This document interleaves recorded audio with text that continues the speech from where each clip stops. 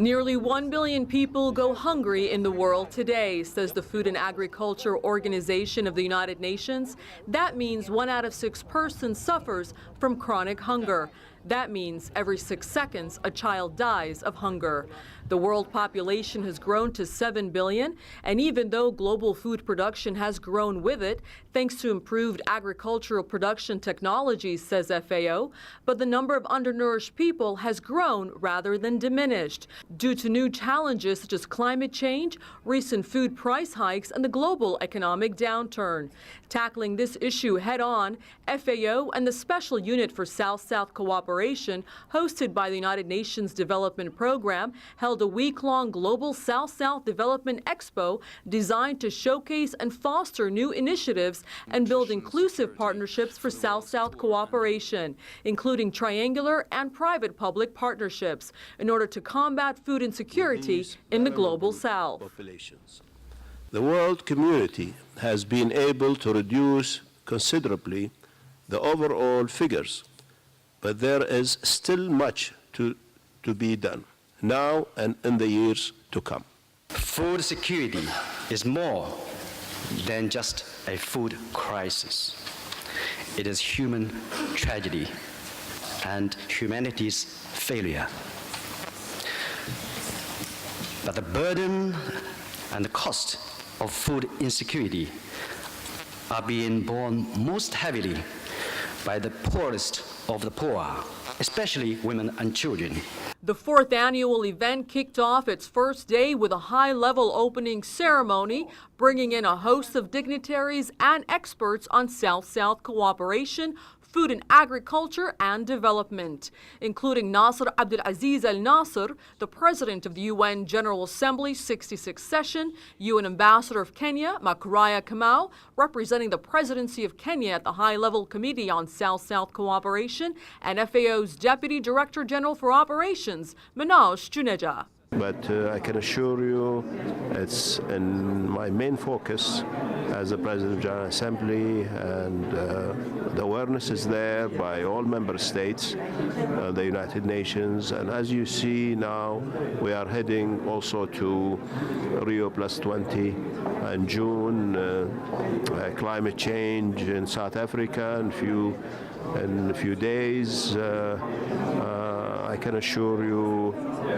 it's very complicated, but we are moving towards the solution. We have seen a clear shift away from a top-down, prescriptive type of development model to a more cooperative, integrative sort of way of doing business that recognizes that ideas can come from everywhere, that resources can come from everywhere, and that knowledge, for it to have real impact, has to be owned by those people who want to transform their own reality. We have to look at cutting food costs in terms of ensuring the most judicious use of agricultural inputs, to make sure that we have the right technologies in place to minimize the cost of production. But then beyond that, we also have to ensure that natural resources are sustainably used in agriculture, fisheries, and forestry.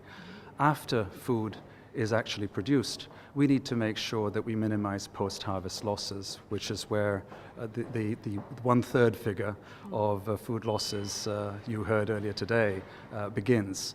We have to have good storage capacities, we have to have good transportation systems to take food to the market, and in particular for the developed countries, we need to find ways and means to reduce waste on the plate. The FAO warns that key issues surrounding food insecurity are water scarcity, groundwater pollution, and the dependence on fossil fuels to feed a growing population that is expected to grow by 2 billion in just 40 years' time. The inauguration of the exhibition floor took place immediately after.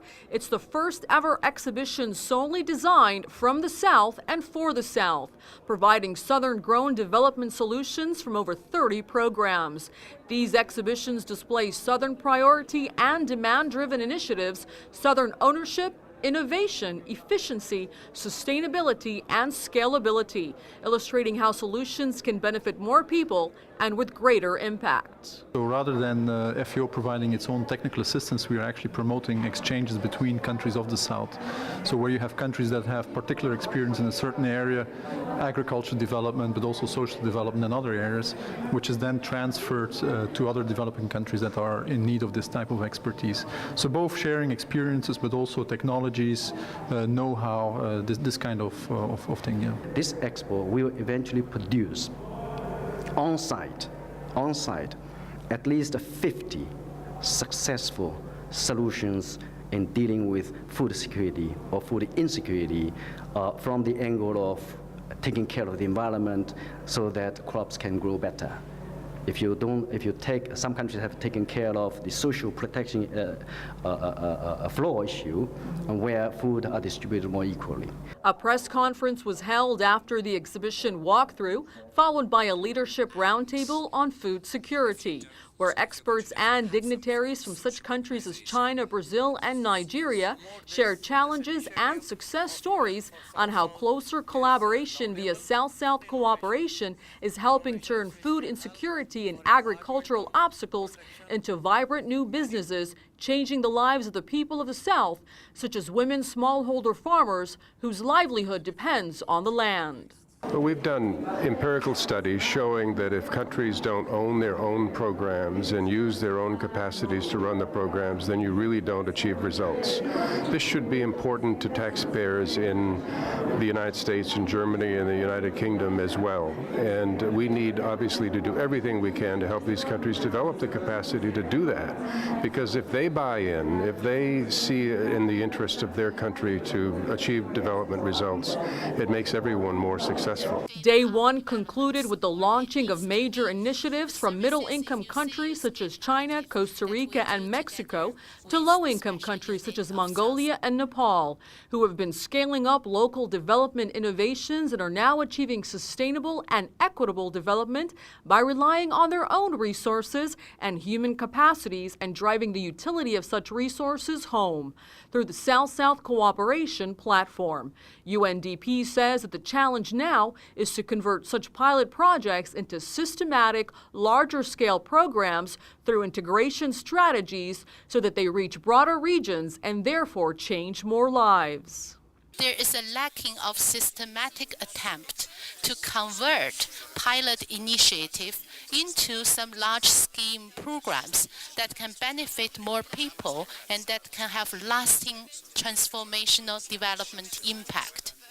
So what is needed today is really to understand how to make development approaches really in an integrated manner to make innovation successful, but also how to scale up those innovations. The Global South-South Development Expo included participants from donor agencies, civil society organizations, the private sector, and academia, and will run through December 9th, with a closing ceremony along with its annual South-South Cooperation Awards, recognizing the best initiatives that promote and foster food security.